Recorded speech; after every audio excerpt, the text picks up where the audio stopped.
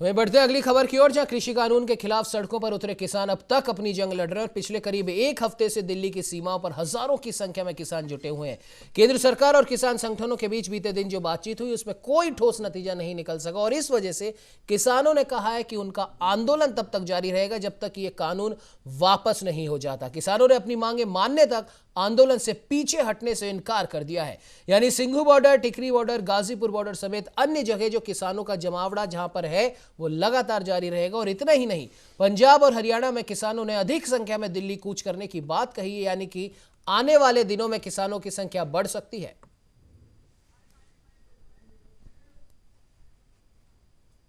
रद्द करके जिवें आर्ਡੀਨੈਂਸ लिआंदा है ਉਹਨੂੰ रद्द करन ਤੇ ਸਾਡੇ ਜਿਹੜੇ ਕਿਸਾਨੀ ਮੰਗਾਂ ਉਹਨਾਂ ਚਿਰ ਅਸੀਂ ਨਹੀਂ ਤਾਂ ਫਿਰ ਜਿੰਨਾ ਚਿਰ ਹੁਣ ਪੀਸਫੁਲੀ ਚੱਲ ਰਿਹਾ ਤੇ ਨਹੀਂ ਸਾਰੀ ਦਿੱਲੀ ਨੂੰ ਫਿਰ ਚਾਰ ਸਪੇਰੋ ਜਾਮ ਕਰਾਂਗੇ। ਉਹ ਸਾਰੀ ਜਿਹੜੀ ਜ਼ਿੰਮੇਵਾਰੀ ਹੈ ਉਹ ਮੋਦੀ ਸਰਕਾਰ ਦੀ ਹੋਊ। ਵਾਹਿਗੁਰੂ जी का खालसा। सर, आप लोग प्रोटेस्ट कर रहे हैं, प्रोटेस्ट की वजह से जाम लगा हुआ है, जाम में ट्रक में काफी सामान खराब हो रहा है कि आपको नहीं लगता कि सामान को नहीं इस चीज़ ਦਾ ਅਸੀਂ ਇਹ ਸਾਡਾ ਕਸੂਰ ਨਹੀਂ ਨਾ।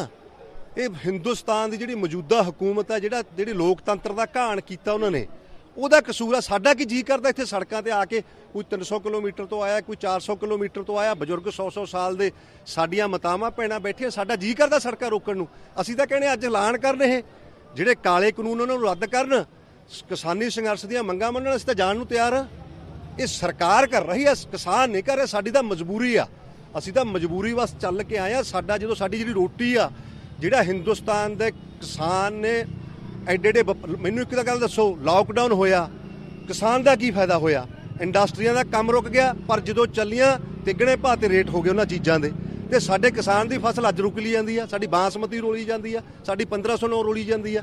ਸਾਡਾ ਦੂਜਾ ਝੋਨਾ ਜਿਹੜਾ ਉਹ ਇਹਨਾਂ ਨੇ ਇਹ ਸੰਘਰਸ਼ਾਂ ਦੇ ਵਿੱਚ ਉਹ ਲੁੱਟ ਲਿਆ, ਸ਼ੈਲਰਾਂ ਵਾਲਿਆਂ ਨੇ ਦੁੱਗਣੇ ਭਾਅ ਤੇ। ਪੰਜਾਬ ਦੇ ਵਿੱਚ ਕਿੰਨਾ ਬਾਹਰਲੇ ਸੂਬਿਆਂ ਤੋਂ ਆ ਕੇ ਝੋਨਾ ਵੇਚਿਆ, ਉਹ ਵਪਾਰੀਆਂ ਨੇ ਲੁੱਟਿਆ ਨਾ ਉਹ ਸਾਰਾ। ਉਹ ਇਸ ਕਰਕੇ ਅਸੀਂ ਮੰਗ ਕਰਦੇ ਹਾਂ ਵੀ ਸਾਡਾ ਜਿਹੜਾ ਸਿਸਟਮ ਹੈ ਸਾਰਾ ਇਹ ਐਮਐਸਪੀ ਦਾ, ਜੋ ਕਿਸਾਨੀ ਸੰਘਰਸ਼ ਦੇ ਵਿੱਚ ਜੋ ਸਾਡੀਆਂ ਰਾਈਟਸ ਬਣਦੇ ਨੇ, ਐਮਐਸਪੀ ਸਾਡਾ ਰਾਈਟਸ ਆ ਸਾਡੀਆਂ ਫਸਲਾਂ ਦਾ। ਜਿੰਨੀਆਂ ਮੰਗਾਂ ਸਾਡੇ ਕਿਸਾਨ ਜਥੇਬੰਦੀਆਂ ਨੇ, ਕੋਆਰਡੀਨੇਸ਼ਨ ਕਮੇਟੀ ਨੇ ਰੱਖੀਆਂ ਨੇ, ਉਹ ਸਾਰੀਆਂ ਮੰਨ ਕੇ ਕਾਲੇ ਕਾਨੂੰਨ ਰੱਦ ਕਰਕੇ ਉਹਨਾਂ ਚਿਰ ਨਹੀਂ ਇੱਥੇ ਹਾਲੇ ਤਾਂ ਕੁਝ ਵੀ ਨਹੀਂ। ਹਾਲੇ ਤਾਂ 12-15 ਲੱਖ ਕਿਸਾਨ ਆਇਆ ਤੇ ਸਮੁੱਚਾ ਆਵਾਮ ਤੁਰਿਆ ਆਉਂਦਾ ਤੇ ਦਿੱਲੀ ਦੀਆਂ ਸਾਰੀਆਂ ਸੜਕਾਂ ਜਾਮ ਕਰ ਦਾਂਗੇ।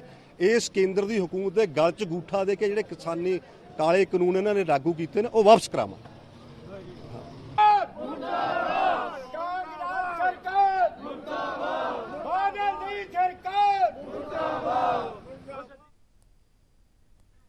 तो इस खबर पर ज्यादा जानकारी के लिए दिल्ली से हमारे ब्यूरो चीफ प्रशांत हमारे साथ में फोन लाइन पर जुड़ चुके हैं। प्रशांत, साफ तौर पर जाहिर है किसान काफी गुस्से में है, आक्रोशित है और आर पार की लड़ाई के मूड में है। कल जो भी मीटिंग में डिसाइड हुआ, या फिर यूं कह सकते हैं कि वो मीटिंग कल की किसानों के प्रतिनिधि और सरकार के बीच में वो किसी नतीजे पर नहीं पहुंची और अब आने वाले कल पे भी एक मीटिंग प्रस्तावित है किसान के प्रतिनिधि और सरकार की। क्या लगता है आपको कि ये गतिरोध बहुत आसानी से टूट जाएगा? क्योंकि यहां से तो यही तस्वीर सामने आ रही है कि ना किसान मानने को तैयार है और ना ही शायद सरकार मानने को तैयार है। प्रशांत जी, मंगी मैं आपको बताऊं, कल जो बैठक हुई थी किसान संगठनों का जो संयुक्त मोर्चा था वो बैठक करने गया। उस बैठक में कृषि मंत्री नरेंद्र तोमर, वाणिज्य मंत्री पीयूष गोयल और वाणिज्य राज्य मंत्री सोम प्रकाश से बात हुई। सरकार ने प्रेजेंटेशन रखी तो संगठनों ने एक ही बात कही कि आप सीधा से इन बिलों को रद्द कीजिए और एमएसपी पर हमें एक गारंटी दीजिए, तो ही किसान उठेंगे, नहीं तो नहीं उठेंगे। तो आखिरी जो फैसला हुआ है उसके अनुसार आज जो ये संयुक्त मोर्चा है किसान संगठनों का, वो अपनी आपत्तियों का एक पत्र भेजेगा केंद्र सरकार को, जिस पर केंद्र सरकार विचार विमर्श करेगी और उस तैयारी के साथ कल की बैठक की जाएगी। वहीं दूसरी ओर जो तीनों मंत्री हैं वो आज अमित शाह के पास जाएंगे और अमित शाह को रिपोर्ट देंगे, नरेंद्र तोमर, पीयूष गोयल और सोम प्रकाश, कि किसान संगठनों से क्या बात हुई है, क्या आपत्तियां हैं और उसको आगे कैसे सुलझाया जाए। तो उम्मीद की जाती है कि जो आज आपत्तियां मिलेंगी तो कल तक कृषि विभाग, भारत सरकार और सारे अधिकारी मिलकर उस पर एक ऐसा रास्ता निकालेंगे बीच का जिसपे ना तो कृषि संगठनों को आपत्ति हो, ना सरकार को आपत्ति हो और ये मामला भी सुलझ जाए। जी बिल्कुल प्रशांत, बिल्कुल आपने सही कहा। कहीं ना कहीं सरकार भी ये चाह रही है, क्योंकि ये अगर हम गौर से देखें तो ये किसान दिल्ली बॉर्डर के आसपास जमा हुए हैं। दिल्ली के लगभग हर एक बॉर्डर को ये कवर करते जा रहे हैं धीरे धीरे। और शायद यही सरकार की सबसे बड़ी चिंता भी है, क्योंकि दिल्ली के आसपास इतनी बड़ी संख्या में किसानों का होना, जाम की स्थिति बनना, और दिल्ली एक केंद्र है, हमारे देश की राजधानी है। क्या आपको लगता है कि शायद इस दबाव के कारण सरकार थोड़ा सा बैकफुट पे आई है? जी बिल्कुल उमंग जी, सरकार इस समय बैकफुट पर है। किसान जिस संख्या में यहाँ पहुंच गए हैं, शायद ही पहले कभी आए हो। कहा जा रहा है कि टिकैत जी ने जो आंदोलन यूपी से किसानों का किया था, उसके बाद दूसरा सबसे बड़ा ये कृषि आंदोलन है जिसमें इतनी भारी संख्या में किसान दिल्ली आए। और दिल्ली के सिंधु बॉर्डर हो, चाहे गाजीपुर बॉर्डर हो, चाहे टीकरी बॉर्डर हो, तीनों को किसानों ने जाम कर दिया। बाकी भी छोटे छोटे जो एंट्री पॉइंट है धीरे धीरे वो बंद करते जा रहे हैं।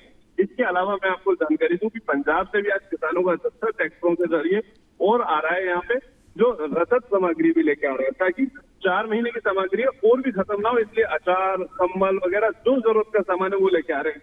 दूसरी ओर महाराष्ट्र के किसानों ने भी घोषणा कर दी है कि अगर 3 तारीख तक फैसला नहीं होगा तो महाराष्ट्र में भी बंद किया जाएगा और महाराष्ट्र के किसान भी दिल्ली कूच करेंगे। वहीं आज ग्वालियर से भी मध्य प्रदेश के किसान दिल्ली के लिए कूच कर रहे हैं। तो अब देखिए, देश भर में जो माहौल बनता जा रहा है, लगातार किसान आंदोलन को बढ़ाते जा रहे हैं, तो कहीं ना कहीं केंद्र सरकार बैकफुट पर है। और अन्य राज्यों में भी अगर ये आंदोलन जोर पकड़ते हैं तो निश्चित ही सरकार बैकफुट पर जाएगी और जल्दी फैसला लेगी। जी बिल्कुल प्रशांत, बिल्कुल सही कहा। अब देखने वाली बात ये होगी कि अब सरकार का क्या कुछ रुख रहता है। और कल की मीटिंग पे भी काफ़ी नज़रें यहाँ पर टिकी हुई हैं कि किसानों के प्रतिनिधि और सरकार के बीच में कल जो वार्ता होने वाली है उस पर पूरे देश की निगाह टिकी हुई है। फिलहाल इस खबर पे तमाम जानकारी देने के लिए प्रशांत, आपका बहुत बहुत धन्यवाद।